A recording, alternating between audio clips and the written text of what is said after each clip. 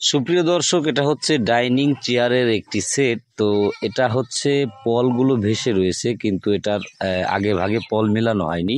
তবে এটাকে কি করেছে, গ্লেজ করে ফেলেছে। এখন আমরা যেখানে কাজ করতে গিয়েছি তারা বলতেছে যে এই চেয়ারগুলো একটু গ্লেজের টান দিয়ে দিন। তো দর্শক, এটা কিন্তু আমরা পালিশ করি নাই, এটা আমরা ন্যাচারালি শুধুমাত্র গ্লেজ করে যাচ্ছি। তো ভাবলাম যে আমাদের যে অডিয়েন্স রয়েছে, তো এদের জন্য একটি ভিডিও শ্যুট নেই, যেহেতু ছোট্ট একটি ভিডিও। এখানে আমি প্রত্যেকটি মুহূর্তই আমার অডিয়েন্স যারা আমার চ্যানেলের যারা সাবস্ক্রাইবার রয়েছেন, এবং আমি এদেরকে ফ্যামিলির লোক মনে করি, এদের কাছে প্রত্যেকটা মুহূর্তই মানে আমার কাজের মুহূর্তগুলো আমি কিন্তু শেয়ার করি। এই জন্য ভাবলাম যে ছোট্ট এই ভিডিও শ্যুটটি আপনাদেরকে দেখাই। তবে দর্শক, এই চেয়ারগুলো কিন্তু আমি বার্নিশ করি নাই, তবে এটা আগে করা ছিল। তো যে মিস্ত্রি করেছেন হয়তো বা এভাবে ফেলে রেখে চলে গিয়েছেন।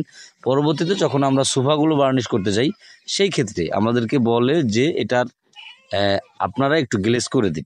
তো যখন আমরা মানে মোটামুটি কথা গ্লেজ করতে গেলাম, এটা তো আগে ভাগে গ্লেজ করা ছিল, সেই মুহূর্তে তো এটা পল মেলানো সম্ভব না।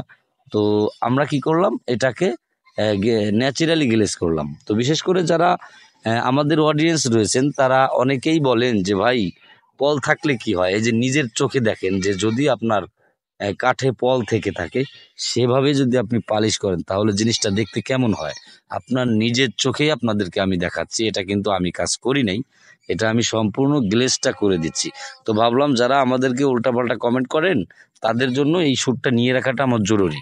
কেননা পলটা মিলানো কতটা গুরুত্বপূর্ণ, এটা যদি আপনি না বুঝতে পারেন তাহলে আপনি কিন্তু মিস্ত্রি হতে পারবেন না।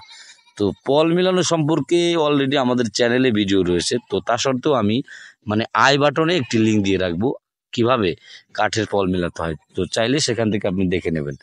তো যাই হোক, এটাকে আমরা ডাইনিং চেয়ারগুলো আসলে দেখতে খুবই ন্যাচারাল ছিল, যার জন্য আমরা গ্লেজ করলাম আর একটি ভিডিও শ্যুট নিলাম।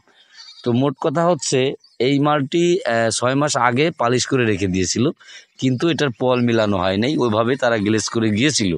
তো গ্লাস তো আমাকে বললো যে গ্লেজটা করে দিতে, তার জন্য আমি গ্লেজটি করলাম।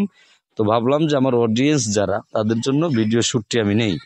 তো আশা করব যে আমার অডিয়েন্স যারা, তারা সকলেই দেখে ভালো কিছু এখান থেকে বুঝতে পারবেন, এবং এই কথার মাধ্যমে আপনি শিখতে পারবেন যে আসলেই ফল মেলানো কতটা গুরুত্বপূর্ণ।